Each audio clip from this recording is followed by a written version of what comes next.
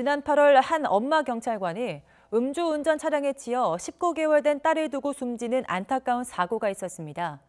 장기 기증을 하겠다던 평소 고인의 뜻에 따라서 소중한 생명을 살리고 세상을 떠났는데요. 유족들은 어딘가에 고인이 꼭 살아있는 것만 같다고 말했습니다. 손효정 기자입니다. 결혼 14년 만에 얻은 금쪽 같은 딸과 환한 미소를 짓고 있는 고 홍성숙 경사. 남편은 이젠 사진으로만 볼 수 있는 아내를 볼 때마다 눈시울이 붉어집니다. 홍 경사가 음주운전 차량에 치여 남편과 19개월짜리 딸을 두고 세상을 떠난 건 지난 8월.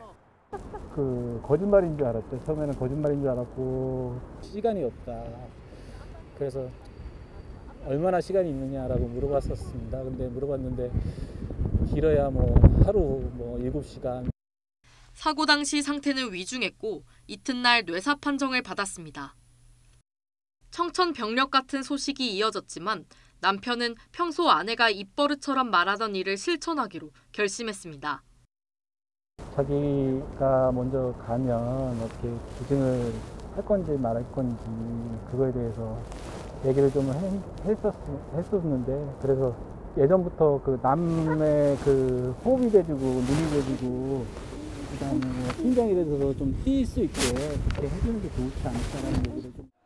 13년 동안 경찰로 재직하며 아이들과 여성 피해자에게 동네 언니로 편하고 듬직하게 다가갔던 고 홍성숙 경사. 일주일에 10번 넘게 학교에 강의하러 가는 등 고된 일을 마다치 않았고 누구보다 책임감 있게 일했습니다. 제 동생은요, 자기 할 일은 확실히 하는 사람이었어요. 되게 확실한 성격이었어요. 여러 번 시도 끝에 가진 태명 희망이 앞에선 무장 해제되는 딸바보 엄마였습니다. 아직 엄마 소식을 모르는 희망이는 아빠 손을 붙잡고 해맑게 웃을 뿐입니다. 여기 엄마 거 있네, 엄마 거. 가족의 비보 앞에서 장기 기증을 결심하기란 쉬운 결정이 아닙니다. 어려운 결심을 내린 홍 경사와 가족에게 시민들이 남긴 응원과 애도의 댓글은 2주 만에 3천여 건을 넘어섰습니다. 부인의 뇌사라는 것이 받아들이기 어려우셨겠지만 그래도 그 결단을 통해 가지고 많은 분에게 생명을 전하셨잖아요. 이번에 홍성숙 경사님의 사연을 접하신 분들이 나도 그러면 기증을 해서 마지막 순간까지 소중한 생명을 살리고 떠난 고 홍성숙 경사.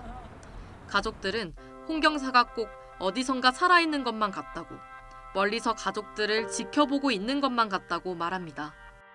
비록 하늘나라로 떠났지만 다른 사람의 그 안에서 숨을 쉬고 그렇게 생각하고 살고 있으니까 참 잘 살았다라는 얘기를 마누라가 해줄 수 있는 그런 남자가 될 수 있도록 이렇게 노력하겠습니다. YTN 손효정입니다.